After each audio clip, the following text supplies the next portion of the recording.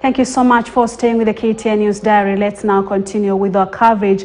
And the Housing Principal Secretary Charles Hinga was this morning hosted at our sister station Spice FM, where he's shedding more light on the government's housing levy agenda. Let's listen in. On this thing, and they're not even asking questions or making statements. At the end of the day, we ran out of time because now we can't keep the president waiting. Okay, and this is a pre-arranged meeting. Okay. So what we requested was, I have still all the questions. Create another space for me to come back. Let me go and address the meeting. You know, some of your colleagues followed me out and said, "Hey, PS, what has happened?" Yeah. Okay, and I told them I have another appointment that I can't, whatever. But my colleagues at that media station, and you know them, you know, they are my friends. Okay. When they're looking for business, they call and they have my number when they're looking for business. Now, when they want to report mischievously, they have forgotten my number. Paul PS. Let's hear from people who are calling. Erickson from Nairobi, good morning. Good morning. Good morning to everyone on the panel. Morning. Now,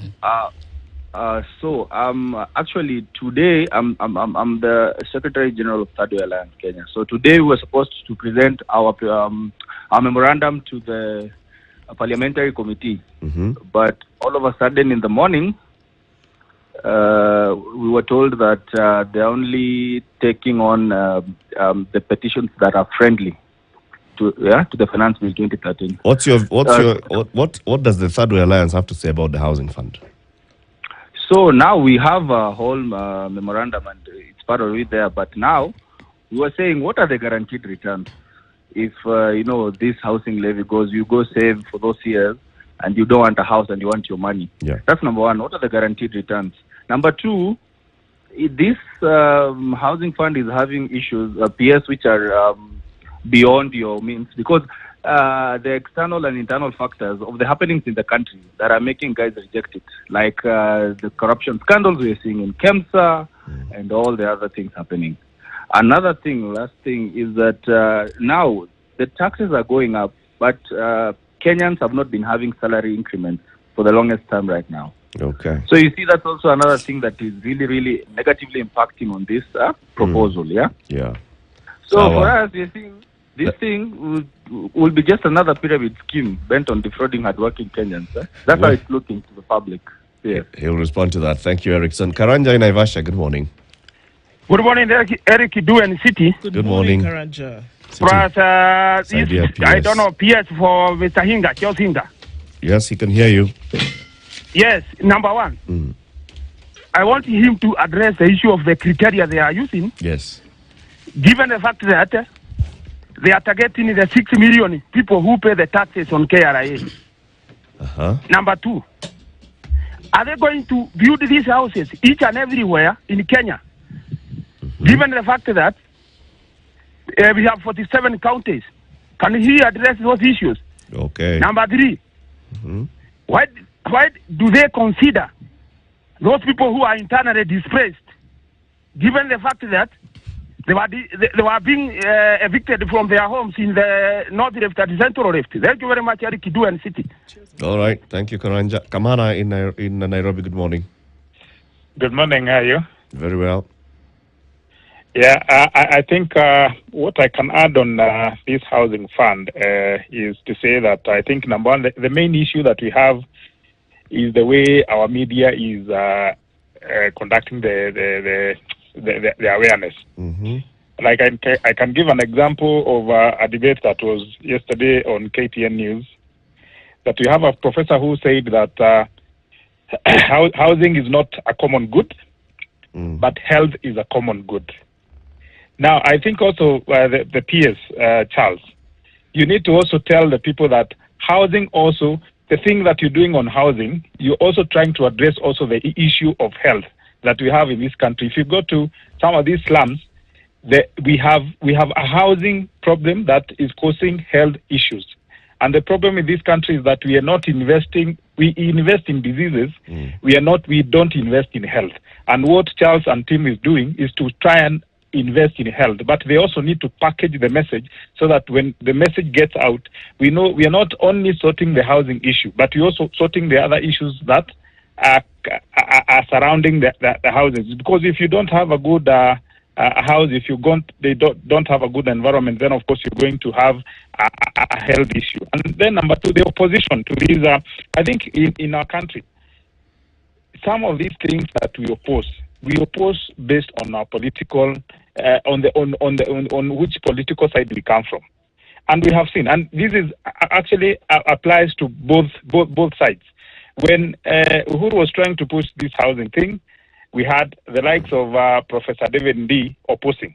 Now they're in government, they're supporting, and the other side is opposing. I think it's time, as a country now, we need to take a stand and see the things that are affecting our country and try to address them as with a common mind, with a common goal to sort out the mess that we have in this country, and that is the only way that we can move forward. To me, I think the housing fund, if managed well, and if corruption is numbed, or if any cases of corruptions that crop up during the implementation of the same, those guys are supposed to be dealt with. If we sort out the negative issues around the housing fund, then of course I think this is the brilliant thing, because number one, we're going to sort out the housing issue.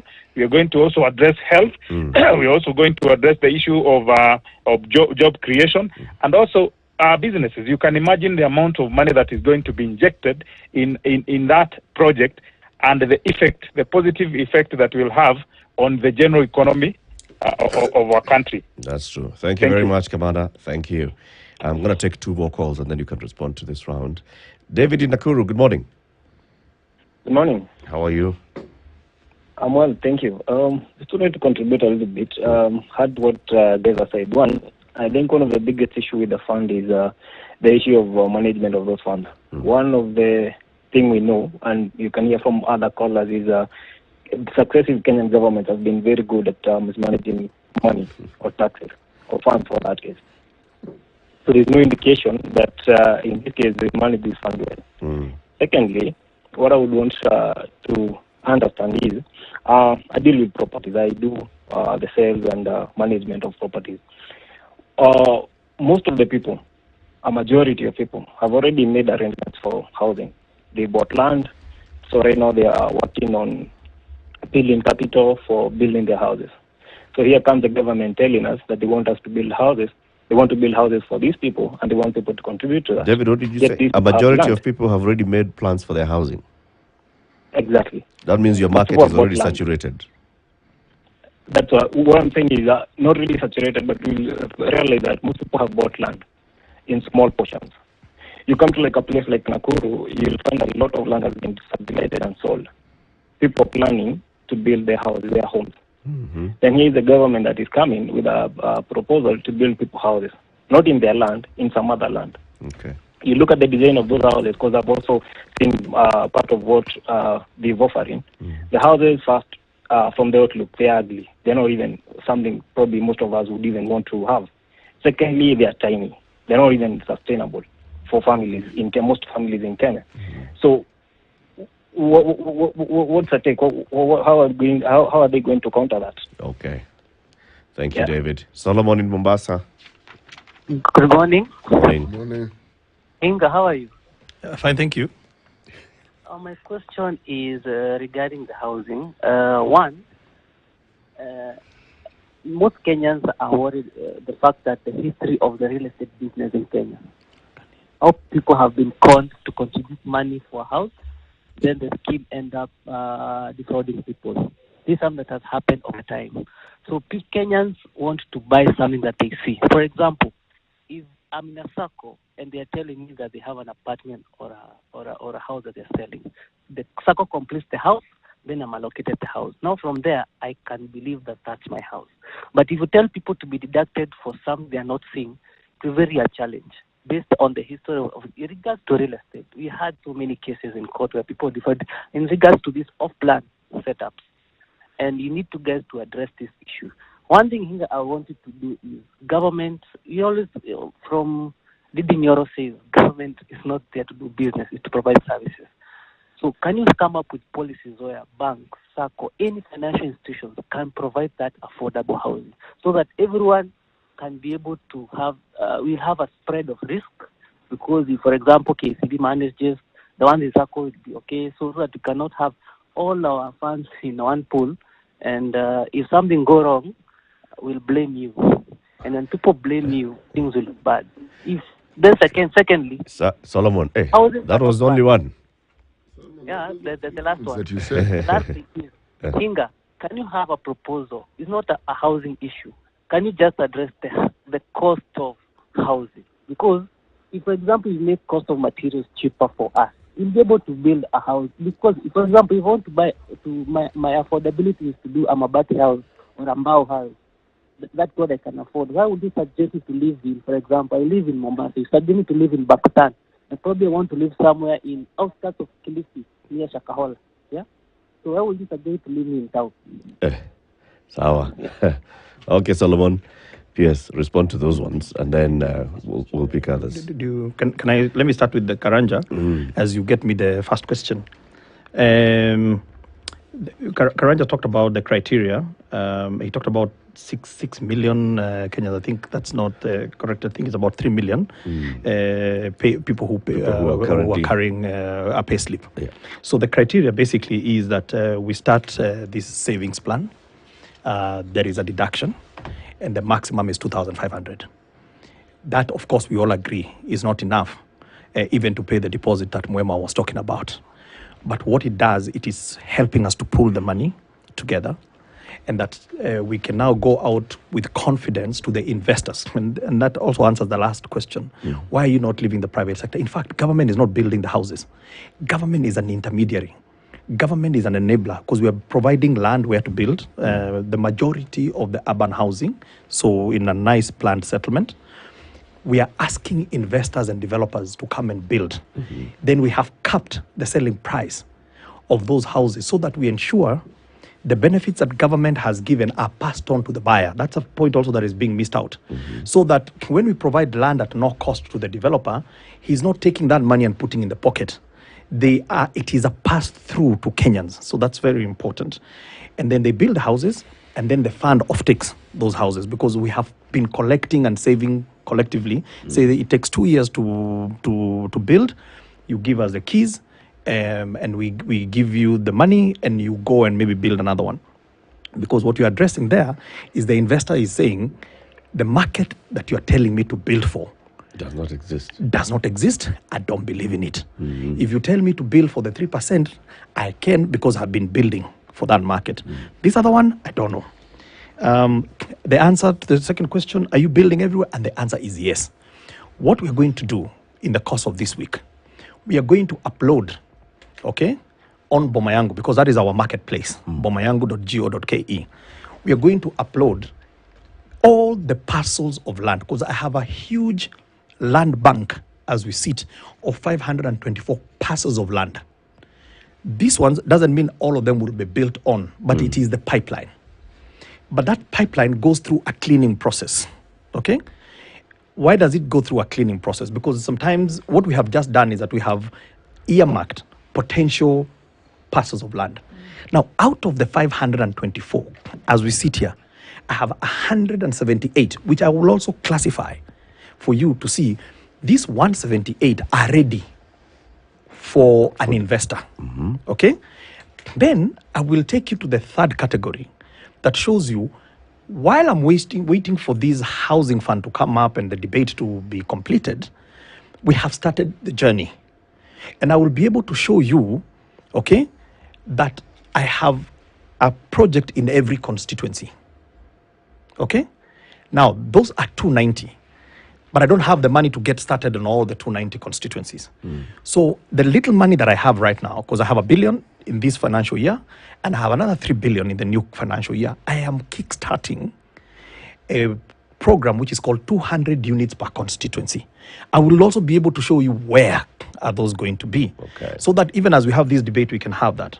The first question was on guaranteed returns. Yes, guaranteed returns. Now, today, if you are going to invest your money, you're probably going to invest your money in money markets, unit trusts. There is no one who can give you a guaranteed return. What they give you, is a target.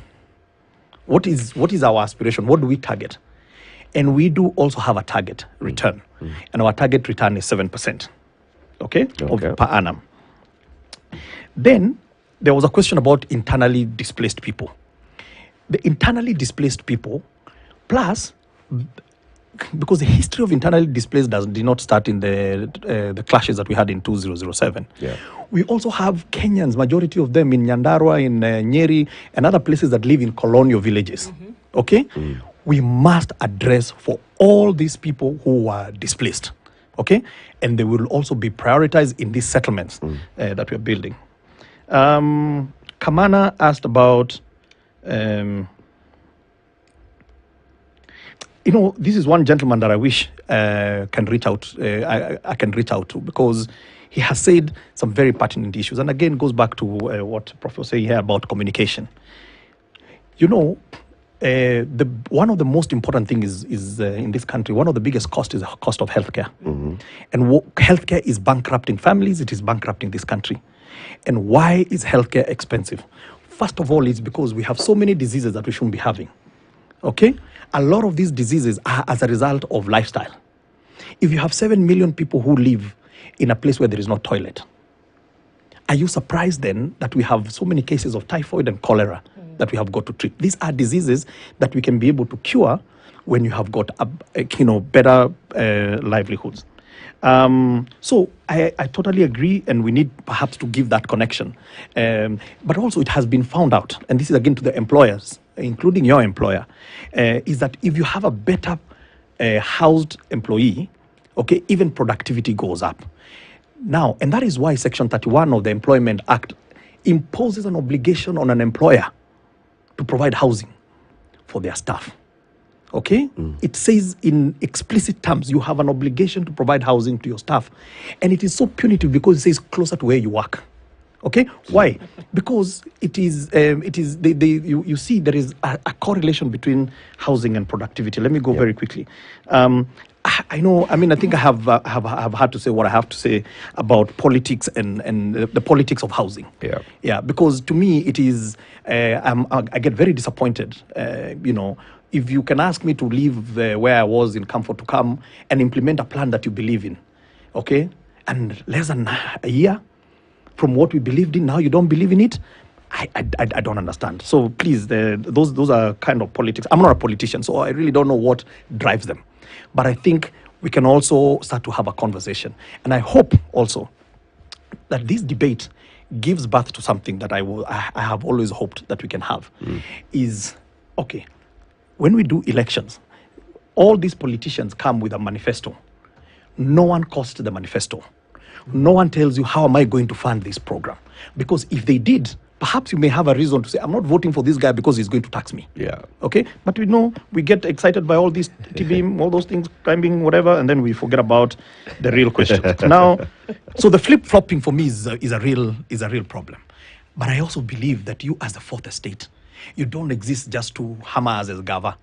You also have a responsibility to hold these people to account. Ask them, but what changed? Please. 6 months ago, you were huko juu ya meza, juu gari, ukisema hivi. David Nakuru, these are, I thought he was going to ask me a difficult question, but he's from Nakuru, so I'm not going to sweat over it. Okay. He's my home county. Management of the fund. I think we've agreed that there is a lot of question about the management of the fund.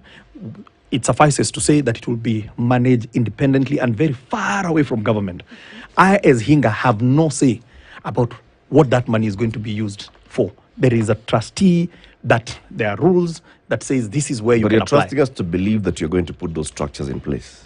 But you see, the law... Show us the structure. But the law says, okay, that the fund will never come into operation until I show you. And when I show you, we are also still going to have another public participation, because the regulations have got their own public participation journey. So this conversation is not going to end on June 15 when the budget is read. It is going to give birth now to the next iteration of the conversation and say, I don't like this structure. Okay, I'm sold out, we need these, but I'm not sold out to the structure. So what you're saying is the deductions will not commence until... No, they will never commence. Those regulations are in place.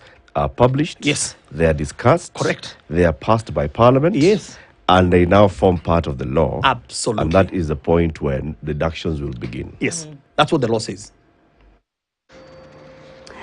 Right, and Housing Principal Secretary Charles Hinga responding to questions from Kenyans on our sister station Spice FM, and we shall be giving you a comprehensive report regarding that conversation later on. But for now, we have to wrap it up right here at KTN News Diary. But don't go too far. We still have KTN News Center coming up in a bit on the show. We speak matters menstrual hygiene management. We will be hosting Winnie Mwai, who is the Assistant Chief Commissioner, Kenya Girl Guides Association. Jane Anyango is also with us, who is the Executive Director at Polycom. And the last with us here is Angela Waweru, co-founder Heals for Pads. We shall be having that conversation in a bit. Keep watching KTN News.